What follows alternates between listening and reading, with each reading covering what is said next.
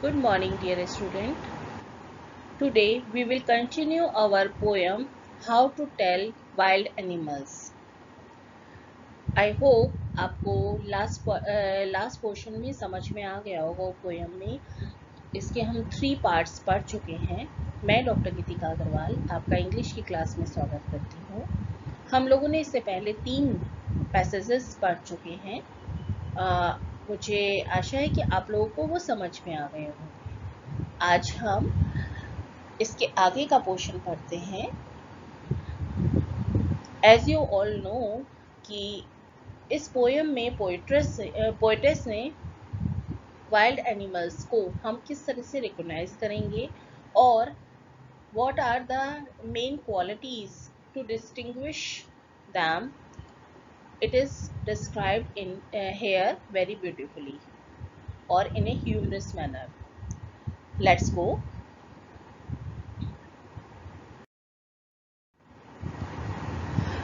Fourth passage.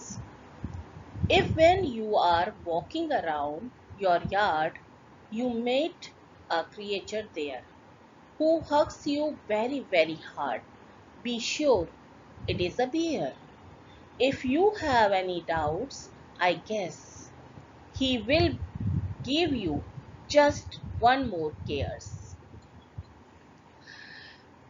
Now, see, if when you are walking round your yard होता है आंगन या आपके घर के आसपास का बाहर का एरिया, खुला एरिया।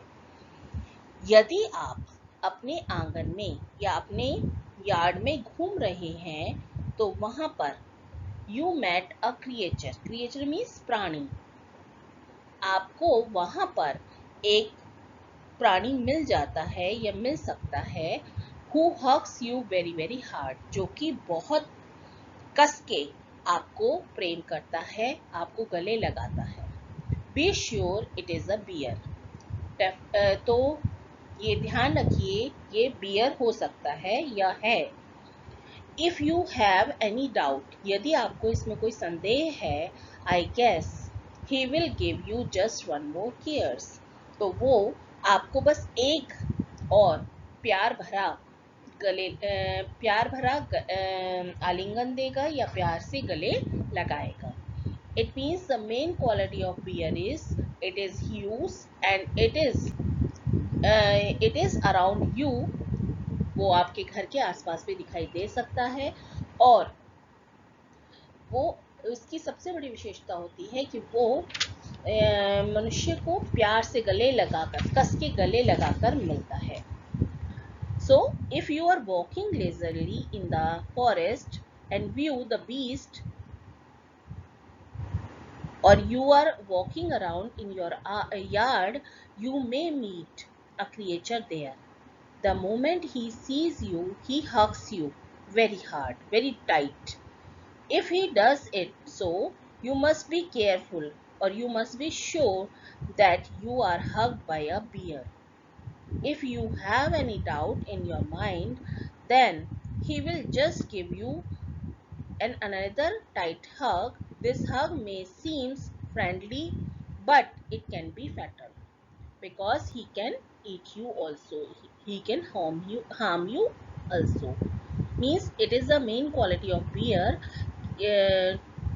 कि वो अपने प्रे को, अपने शिकार को पहले कस के हग करता है, उसके बाद ही उसका शिकार करता है। आगे देखते हैं।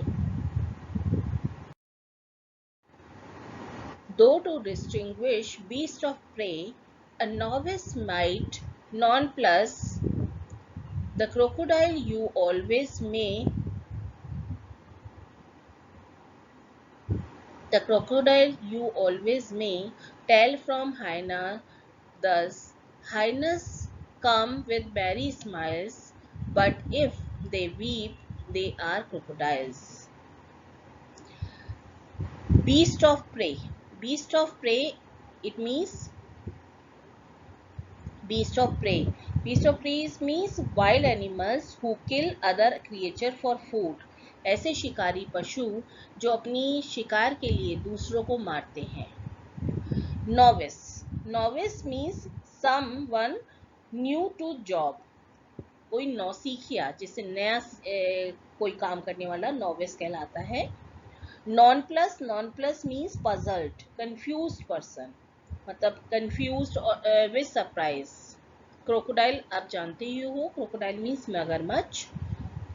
हाइना, hyena is a carnivorous animal that is called लकड़भग्गा या लोमड़ी जिसे कहते हैं। फॉक्स होती है लोमड़ी, और लोमड़ी से डिफरेंट होता है हाइना, उसे लकड़भग्गा कहते हैं हिंदी में। मैरी स्माइल मीन्स एक हमेशा स्माइल के साथ रहता है, उसका फेस स्माइल से भरा होता है।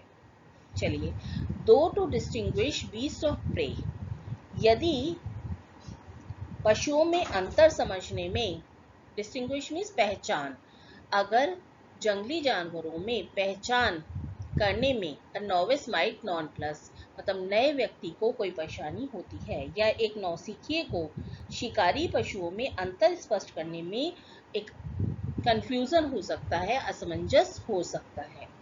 द क्रोकोडाइल यू ऑलवेज में, तो एक मगरमच्छ की पहचान करने के लिए द क्रोकोडाइल यू ऑलवेज में टेल फ्रॉम हाइना दस, अर्थात एक लकड़बग्गे से मगरमच्छ की पहचान करने के लिए इस रूप में हम समझ सकते हैं। मतलब एक लकड़बग्गे को समझने के लिए हमें ध्यान रखना होगा कि एक मगरमच्छ की तरह का उसका फेस होता है। Hyenas come with merry smile, परंतु लकड़बग्गे हमेशा एक हंसते रहते हैं और उनकी हंसी मनुष्यों की हंसी के समान होती है। But if they weep they are crocodiles, परंतु जब वो रोते हैं तो वो एक बिल्कुल मगरमच्छ की तरह रोते हैं। इट मीन्स, हम यहाँ पर मगरमच्छ की तरह रोने का मतलब होता है कि हर समय जो झूठे या बनावटी आंसू के साथ रोते हैं उन्हें लकड़बग्गे कहते हैं। यहाँ थोड़ा सा मीनिंग अलग दिया हुआ है। यहाँ पोएटिस का कहने का मतलब है कि लकड़बग्गे के अंदर एक क्वालिटी होती है कि उसका चेहरा क्रोकोडाइल के समान भयानक लगता है, परंतु उसके चेहरे पर मनुष्य की तरह एक स्माइल हमेशा विद्यमान रहती है, हमेशा रहती है। इट मीन्स हमेशा वो मुस्कुराते रहते हैं, परंतु उनका चेहरा बहुत भयानक होता है क्रोकोडाइल की तरह। और दूसरी बात, वो हंसते रहते हैं, हर समय हंसते रहते हैं, पर चेहरे पे हंसी रहती है, परंतु वैसे वो हमेशा बनावटी रोने के साथ आपके सामने छुपे रहते हैं। मीन्स वो अपने आप को ये शो करते हैं कि वो बहुत कमजोर हैं, वो किसी का शिकार नहीं कर सकते हैं, परंतु वो जिस तरह से क्रोकोडाइल किसी भी शिकार को आसानी से करके झपट कर उसे शिकार कर लेता है, उसी प्रकार लकड़बग्गा भी बहुत ही अधिक डेंजरस होता है और वो मनुष्य का शिकार बहुत आसानी या अपने कमजोर पशुओं का शिकार बहुत आसानी से कर लेता है। तो इसीलिए वो बाहर, यहाँ पर एक बात ध्यान रखनी है कि लकड़बग्गे बहुत ज्यादा स्ट्रॉन्ग और बहादुर नहीं होते, पर कायनिक होते हैं कि वो अपने शिकार को धोखे से फंसाते हैं। वो इतना, जैसे शेर, चीता इत्यादि शिकार करने में एक्सपर्ट होते हैं, वहीं इनकी एक्सपर्टनेस मगरमच्छ के आंसू होती है। इट मीन्स धोखा होता है, धोखा देकर वो अपने शिकार को फंसाते हैं। It is now we will understand in English. It is not an easy job for an inexperienced person to distinguish the beast of prey, because he looks like a normal animal, or looks like a dog, but he is very dangerous. He may not be able to distinguish between a hyena or crocodile. Hyenas are very deceptive. They will attack their victims with weird smile and kill them.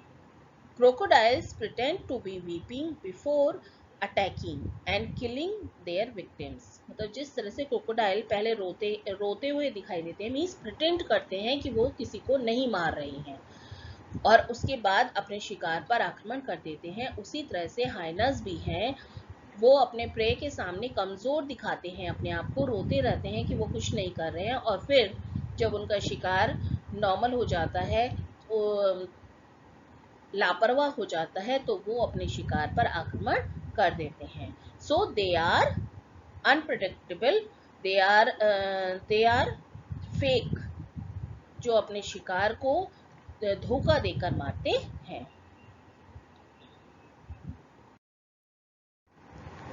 The true chameleon is small, a lizard sort of thing.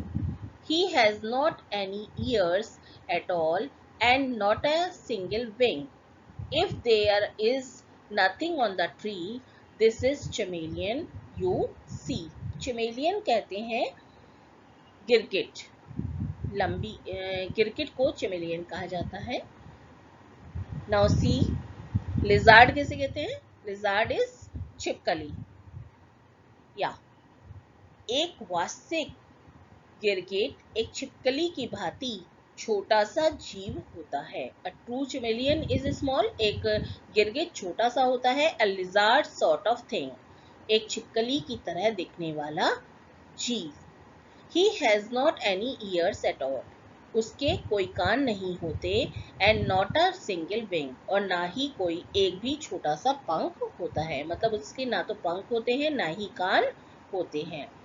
If there is nothing on the tree, यदि पेड़ पर कुछ भी नहीं है, this the chameleon you see, तो तुम वहां पर भी गिरगिट देख सकते हो। It means a true chameleon is a small animal. It looks like an lizard. It has no ears at all, and it does not have a single wings either. If you see only this creature on the tree and not any other thing, you must be sure that you are seeing a chameleon. और इसके साथ साथ गिरगिट की एक और पहचान भी होती है कि वो अपना पेड़, मतलब जगह के अनुसार, जो भी जिसकी भी चीज़ के अनुसार अपना रंग बदल सकता है। इसीलिए बोला गया है कि अगर वहाँ पे पेड़ पर पत्ती भी नहीं है और फिर भी कुछ दिखाई दे रहा है, इट मीन्स वो चमेलियन हो सकता है। दिस ऑल, यहाँ पर हम लोगों ने अभी तक डिफरेंट एनिमल्स के बारे में, अलग अलग उनकी क्वालिटीज़ के बारे में समझा। और पोइटिस ने यहाँ पर लॉयन, टाइगर और लेपर्ड में बियर, हाइनेस और चिमेलियन, इन 6 एनिमल्स का डिस्क्रिप्शन हमारे सामने अपनी ढंग से डिस्क्राइब किया है। मे बी आपको ये छोटी सी पोयम समझ में आ गई होगी। अगर कोई डाउट, कोई परेशानी है, किसी भी वर्ड में परेशानी है, कहीं समझने में प्रॉब्लम है, तो आप कमेंट बॉक्स में डाल सकते हो। I will try to solve the your issues, your problems. Thank you so much. Thanks for watching.